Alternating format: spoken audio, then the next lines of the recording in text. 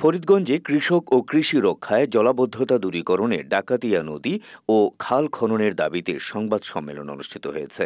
রোববার সকালে ফরিদগঞ্জ প্রেস ক্লাবে চাঁদপুরের ফরিদগঞ্জ উপজেলা ডাকাতিয়া নদী ও খাল খনন সংগ্রাম কমিটির উদ্যোগে সংবাদ সম্মেলন অনুষ্ঠিত হয়।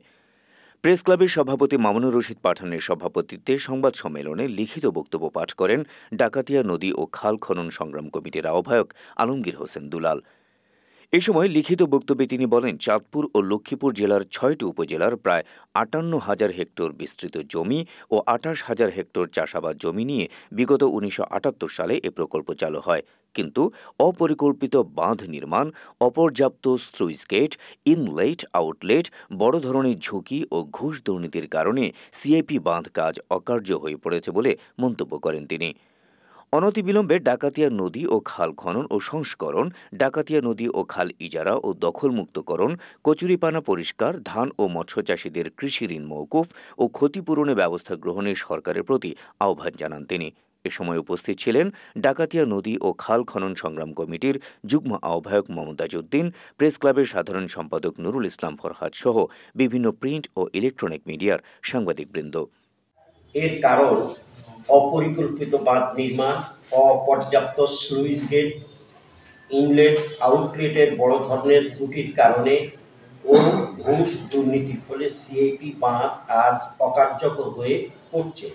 বৃষ্টিজনিত জলাবদ্ধতার অন্যতম কারণ সিআইপির অভ্যন্তরে পানি সরবরাহের প্রধান ক্যানেল ডাকাতিয়া নদী গত ১০০ বছরও এবং বরফিট খাল সহ শত শত খাল গত ২৫-৩০ বছরও সংস্কার না করায় নাব্যতা হারিয়ে অতিবৃষ্টি পানি ধারণ ক্ষমতা না থাকায় ভয়াবহ জলাবদ্ধতা সৃষ্টি হয়। এর ফলে এবার ২৮,০০০ হেক্টর জমিতে রোপণের জন্য প্রস্তুত করা বীজতলা ও রোপণ করা আমন ধান সম্পূর্ণরূপে তলিয়ে যায়। ক্ষতিগ্রস্ত হয় হাজার হাজার কৃষক, বর্গা, ইজারা চাষি ও মৎস্য চাষিরা। বন্ধুগণ, সিআইপি প্রজেক্টের অভ্যন্তরে প্রায় সিংহভাগই ফরিদগঞ্জ উপজেলায়। এই প্রজেক্টের অফিস বাসা থাকা সত্ত্বেও নেই কোনো কর্মকর্তা কর্মচারী। সিএসডিই, এসও এই সকল কর্মকর্তারা অফিস ও বসবাস করেন জেলা শহর চাঁদপুর। তারা না যান প্রজেক্ট এলাকায়, না রাখেন কৃষকদের খোঁজ খবর। বোরো মৌসুমে কৃষক পানি সংকটের কারণে সঠিক সময় বোরো আবাদ করতে পারে না।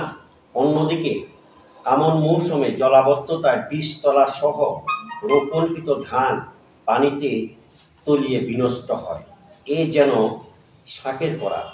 সিআইপির অভ্যন্তরে সংকট নিরসনে এই মুহূর্তে আমাদের প্রধান দাবি সমূহ: অবিলম্বে ডাকাতিয়া নদী ও সকল খাল খনন সংস্কার করে জলাবদ্ধতা দূর ও আমন ধান, জলাশয় ও পুকুরে মাছ চাষিদের ও মৎস্যজীবীদের রক্ষা করা। ডাকাতিয়া নদী ও বরফিট খাল ইজারা বন্ধ, দখল মুক্ত করে কচুরিপানা পরিষ্কার করে জলাবদ্ধতায় ক্ষতিগ্রস্ত সিআইপিবাসীদের চাল সহ নিত্য পণ্যের রেশনিং ব্যবস্থা চালু করো। কৃষি ঋণ মওকুফ করো। জলাবদ্ধতায় ক্ষতিগ্রস্তদের ক্ষতিপূরণ দাও এবং এ সংকট নিরসনে আমাদের উত্থাপিত দাবিসমূহ বাস্তবায়নে আপনাদের বহুল প্রচারিত পত্রিকা ও চ্যানেলে প্রচারের জন্য সংগ্রাম কমিটি আপনাদের প্রতি আবেদন রাখছে।